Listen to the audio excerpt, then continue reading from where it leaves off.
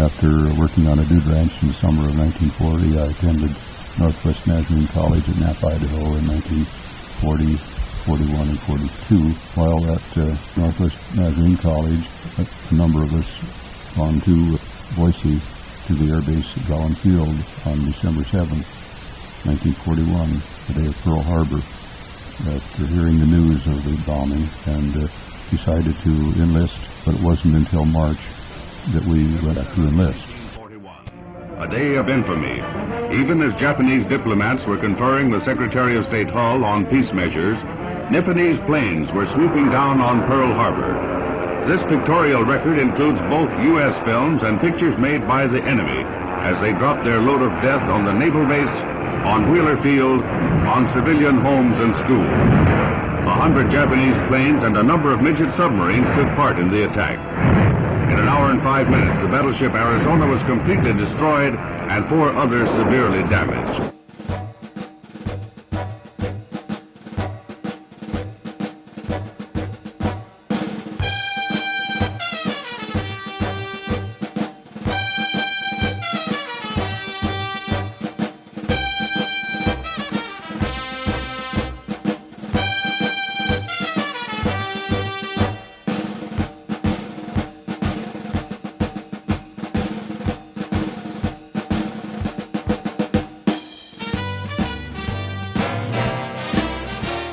December 24th, 1942, I was married to Betty Ann Ross.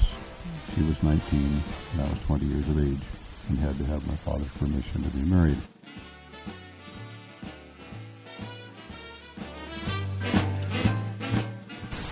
March of 1943, I was called to active duty and reported to Texas, first to basic training and then to the cadet program where I attended the College Training Detachment program at College Station, Texas A&M.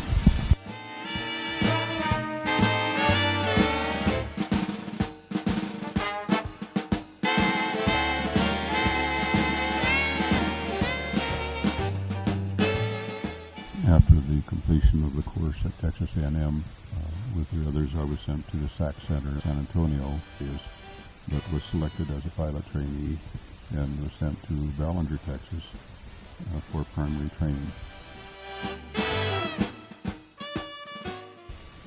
My wife had come to Texas A&M with me, or I should say she had followed me there. We were not supposed to have been married when we joined the cadet program at Texas A&M. She had to return to Billings because she was pregnant and with our first child, Lana. She rejoined me at Ballinger. After completing primary training at Ballinger, I went to San Angelo for basic training and then to Pampa, Texas for advanced training. She left our daughter Lana with her mother to care for her while she followed and lived in whatever conditions that she could find in private homes or apartments, and took temporary jobs. As a cadet, I had an extracurricular activity of being on the yearbook or the class book staff and on the newspaper staff as a cartoonist at Ballinger, San Angelo, and at Pampa. This gave me freedom to leave the base much more regularly and to do overnight in the local community rather than staying on the base all the time.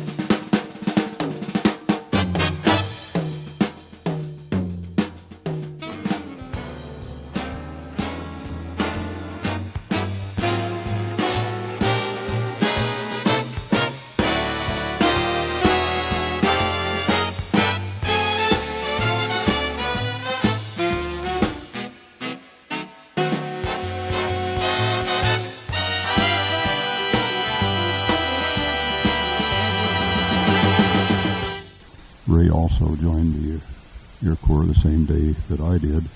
He was called up before I was, a couple of weeks. And as fate would have it, we arrived at the same time at the SAC Center in San Antonio. Again, we were together at Pampa. He graduated in the class ahead of me, in class 44E, while I graduated in class 44F. I graduated the second high in my class, and as such was given the choice of which type of aircraft or what I would follow advanced training in.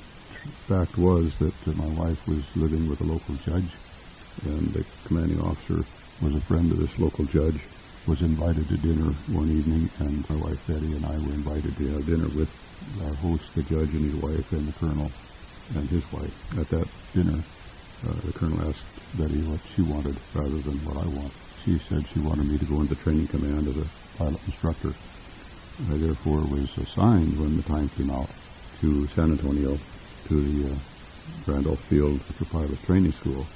From there I went to Frederick, Oklahoma as a flight instructor, but rather than being assigned as a flight instructor initially, I was given the job as checkout pilot. This is the beginning of a routine flight of Army training planes. These cadets are learning fast and will soon be full-fledged flying members of the Army Air Corps.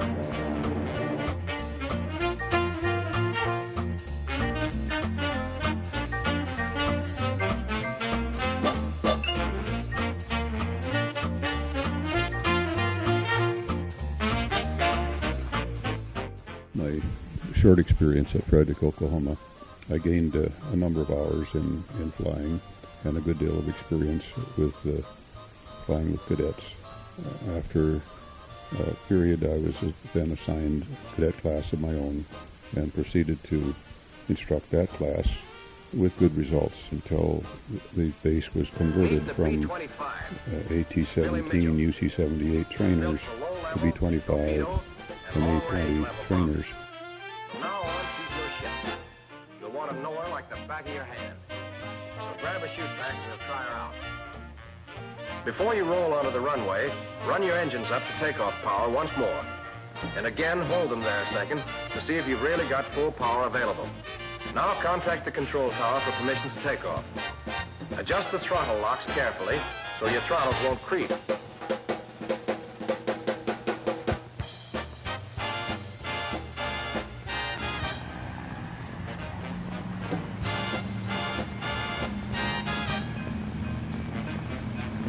Don't forget to steer with those throttles for the early part of your run, till you have speed enough to give rudder control. And remember the relation of gross weight to flying speed. If you're carrying a light to moderate load, the pull-off can be made at an indicated airspeed of 100 to 105 miles per hour. But if you have a medium-heavy or heavy load, your pull-off speed should be between 115 and 120 miles per hour. Well, all the instructor pilots who had not been overseas were then assigned in co-pilot positions, and I was sent to Topeka, Kansas for a reassignment. Was then sent to Pueblo, Colorado, where I was to meet the crew for crew assembly, and was trained there in B-24s as co-pilot.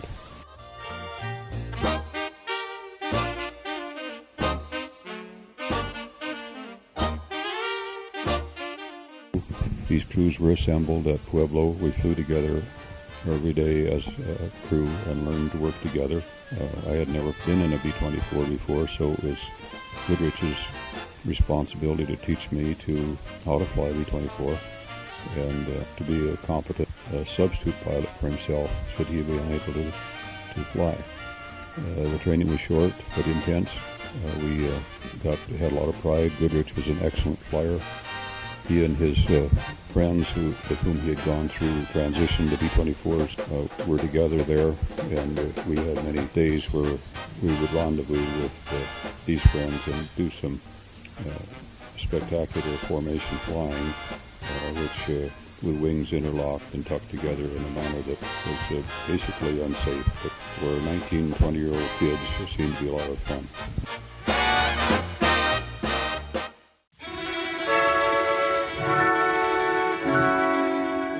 At Christmas time, in 1944, a crew was shipwrecked by a troop train to Topeka, Kansas. I did not accompany that trip because my daughter, Lana, had the measles. I got emergency leave to drive her and her mother back to Billings. I had spent the day before, flying and clearing the base, then spent the night flying our final night with flight requirements, then took off in a blizzard for Billings, and it was probably one of the worst blizzards that had occurred in some time. We were the only passenger car on the highway, and frequently were forced off the road by the very few trucks that passed that way. They would stop, throw back a chain, and pull us out of the borrow pit, and we would go along in their tracks until we finally made it back to Billings, arriving about 9 o'clock in the evening on Christmas Eve. I spent Christmas Day with the family, and on the day after Christmas, got on the train, went to rendezvous with my roommates in Topeka. Upon arriving in Topeka on a bus about 4 o'clock in the morning, and at 5 o'clock, reveille, all the crews fell out in formation. We were told that we now had a 10-day leave and could return home for 10 days. I immediately took the train back to Billings by way of Minneapolis, where I visited my brother and other family members in Minneapolis. Arrived in Billings, and the day after I arrived, I received a cable or a telegram that the leaves were all canceled and we were to return immediately to Topeka for overseas assignment. We were then sent by troop train to Miami Beach, Florida, where we were then, after several days, put on transport planes. We flew to Puerto Rico, to Natal, Brazil, to Dakar, Africa, Casablanca, across North Africa to Cairo, and across Iraq-Iran area, and landed in Karachi. And at Karachi, we were assigned to the 10th Air Force, and we were assigned the 493rd Bomb Squadron, 7th Bomb Group. We first went from Karachi to Calcutta and stayed in Canarney Estates for a couple of days. We did get a chance to see the sights of Calcutta.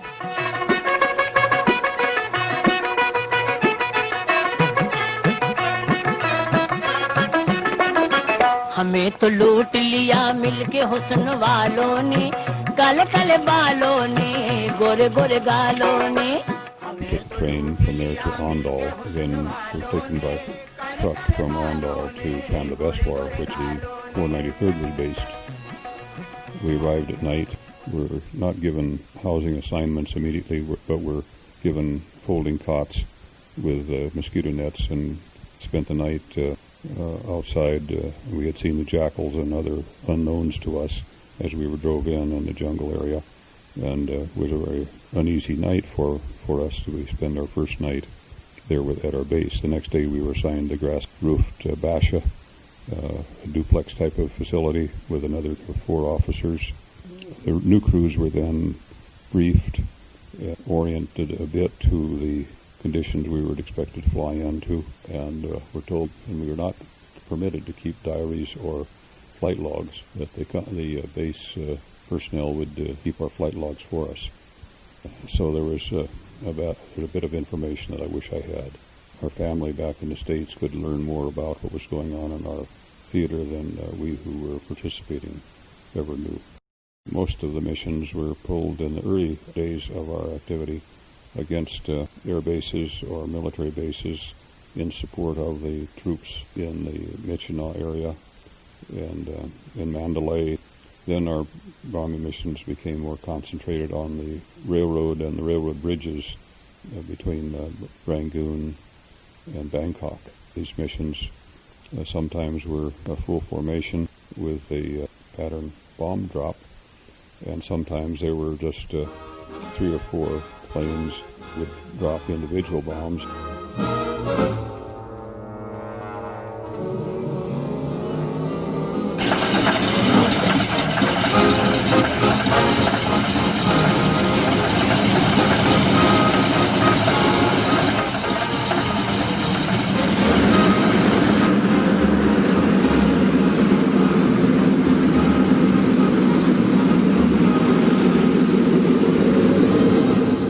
The 493rd being the only Azon bomb squadron That was their assignment. Azon bombs were a bomb that had limited radio control. The bombardier was able to guide them down with a little joystick. Each bomb had a flare that trailed behind it, so it could be guided down. And we carried 6 bombs usually, and this meant 6 trips over a target where anti-aircraft fire became more effective each time you went around. You had to fly within a range of 4,000 to 6,000 feet above ground level, and this meant that you were in a perfect position for anti-aircraft target. The dropping of these bombs was on a railroad. You had a very limited target area. We dropped on bridges, we dropped on ordnance depots and munitions dumps and the harbor areas, so that there was a variety of bombing that was done at that point. The most notable of those trips that I recall was the first one was one which we took off, and not long after leaving our base, in a big formation assembled, we entered into a low overcast. Instead of either dropping down or penetrating the overcast, the formation just hung along the base of it for a little while, and eventually we were into the soup so thick that we could not see the plane on which we were flying. So we diverted, took the evasive tactics that were taught in the States and turned at 45 degrees to the left. We were flying on the left wing of the lead plane, climbed up through the overcast, arrived at the top, and we were alone. In a short while, 3 other airplanes popped up above the overcast. They joined on us, and leaving us as the lead plane. We continued on course toward our target, which was the initial point was YE on the Burma coast. As we progressed across the Bay of Bengal, at one point we saw a huge fleet on the surface below us through the broken clouds in the distance, and over the top of that fleet we saw many airplanes. Well, it turned out that these were just our own group that we had been lost from. But we continued on, and as my navigator directed our course, we finally came to the Burma coast, but much more time had elapsed than we were supposed to have spent. And we continued. He identified what he thought was the proper position on the coast, and we headed inland to the railroad trestle that we were supposed to bomb as a group. But we were, by that time alone, the other 3 aircraft had departed to the north. We had radio silence, so we knew nothing about what the reasoning was, but they just left and turned north. We continued on. We found the railroad trestle and dropped a bomb and knocked a big hole in it. We went around and dropped a second bomb and knocked another hole in the trestle. Thought we'd knocked it out and done sufficient damage to put it out of commission for some period. We then flew on to find a target of opportunity, and that was a railroad bridge in a small village, not a great distance from where we bombed the trestle. So we dropped on it and missed, and dropped again and knocked out part of the approach, and made the 3rd pass and dropped the rest of our bombs altogether, because we were well over the time that we were supposed to have been on our way back, and realized that we were going to be short on fuel to get back to our base. On return, we did everything we could to economize on our fuel. We threw out anything that was expendable, flew at a reduced airspeed at power settings that were to be maximum economy. It became night. We had our crew all in their parachutes, ready to jump in case the engines faltered. The tanks were basically showing empty, and we would run on a tank until the engine would sputter, and then switch to another tank. And Stinson managed the fuel very carefully. But finally, we were just a few miles from our base at Pandaveswar, and we had never landed there at night before. And we called in and told them to turn on the runway lights. In due time, we did, by radio compass, locate the field, and turned on into the pattern and on the final approach. Well, in turning on the final approach, one of the landing lights failed to come on, and Goodrich became excited, as I did.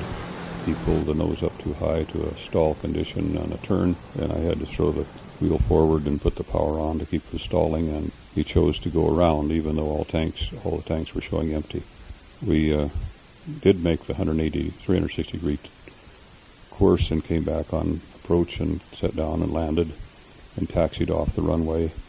As we did so, the engines began to die, and before we had gone 100 yards down the taxiway, all engines were dead. We were completely out of gas. We got back to the base, and everybody thought that we had gone somewhere else, landed somewhere else, or gone in, and so that the interviews were all over, and everybody had their combat whiskey and had gone to sleep back in their bunks when we arrived. And the next day we were debriefed. That following day, again debriefed, because a reconnaissance sweep had shown the trestle and the railroad bridge bombed out 100 miles south of where the real target was, where we were supposed to be. We were in an area that was beyond the extent of fighter protection.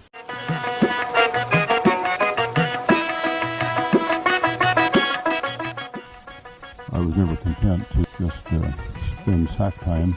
The officers' club was a haven for us. We spent many hours there that filled in our spare time, but I was also very uneasy about just sitting whenever opportunity occurred to become acquainted with the Indian populace and to watch the construction being done by the hundreds of Indians on pipelines and re-roofing our badges and so forth. I noted that most airplanes did not have any nose art, that which was painted. Not much of it was very poor art. And though I was not a real artist, I was an amateur artist, an amateur cartoonist, I decided I would try to put on some nose art on some of the airplanes. One of them was called Black Magic. It was a blonde in a swimsuit on the side of a black radar-equipped B-24 used for night bombing with mines. So this one was one that was done definitely for the 93rd Bomb Squadron.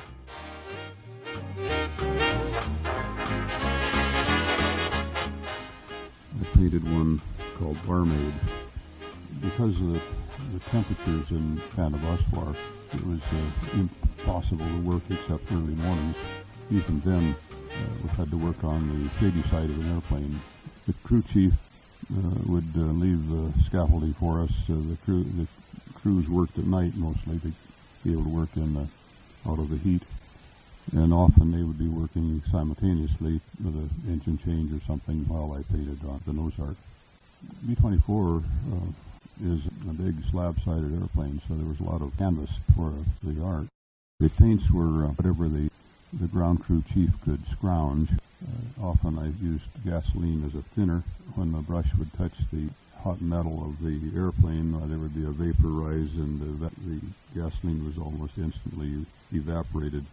I also had a small set of artist oils that my wife Betty had sent me from the States, and though the tubes were very tiny, I used them very sparingly. I was able to get some tinting and some colors in some of the early paintings.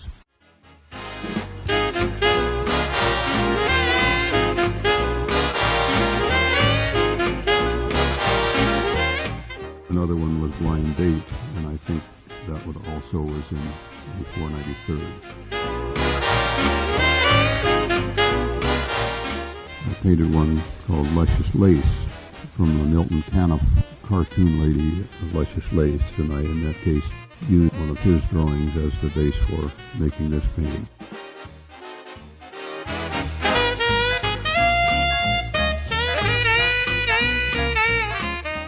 I painted Lassie, I'm Home, and I believe this one was for the 493rd Bomb Squadron. One of the planes that was in the 493rd was called Double Trouble, and I believe that this piece is in the Midland collection. In Double Trouble, there were originally only two propellers. There were two missing propellers, and so the Double Trouble is that there are two missing propellers, but someone in modifying painted extra propellers on, so they distorted what the meaning was.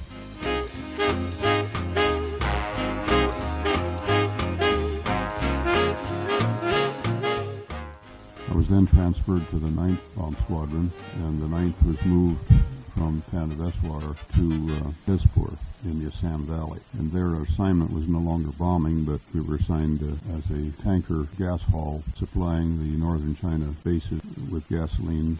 B-29s based in India would land in China, pick up their bomb load and fuel up with gas, and then go on and hit the southern end of Japan. The flights over the hump were not every day. Other factor was that my crew had been broken up. We had crashed in the last B-24 Liberator that came out of the Fort Worth Consolidated plant. It had the names and signatures of all the employees that worked on it. It came under specific orders from General Arnold that it was to be used for combat, and he was to get a report on it. And the reports were to go back to Consolidated for morale building purposes in Fort Worth. The airplane was used on bombing missions, but on one occasion we had my crew that received orders to fly brass the command officers from the base, from the entire 7th Bomb Group down to B-29 base. But as a result of crashing that airplane, our crew was broken up, and I was assigned then to fly as co-pilot, or whoever might need one. Goodrich likewise was assigned a co-pilot position, and for a time flew a relief co-pilot role just as I had. Eventually he was reassigned as airplane commander, and in the meantime I had checked out left seat or airplane commander role, and so then we flew the remaining missions again as a crew. We alternated as aircraft commander.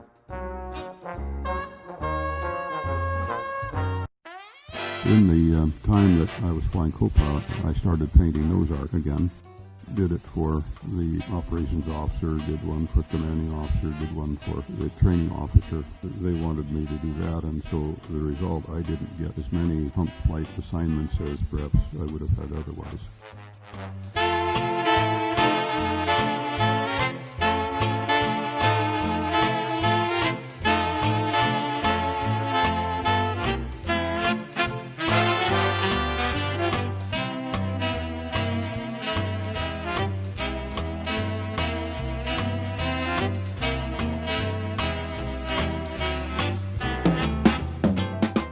Lass was an airplane that I flew a number of times and really enjoyed this particular airplane. Airplanes had characteristics of their own. Some were hard to fly, some seemed sluggish, some were hard to keep in control. This one was a very nice airplane to fly. This is the airplane I flew back at the end of the war and left it at West Palm Beach. The painting, the mission completed, was done for my commanding officer. It was one of the very last ones, I think, that I did.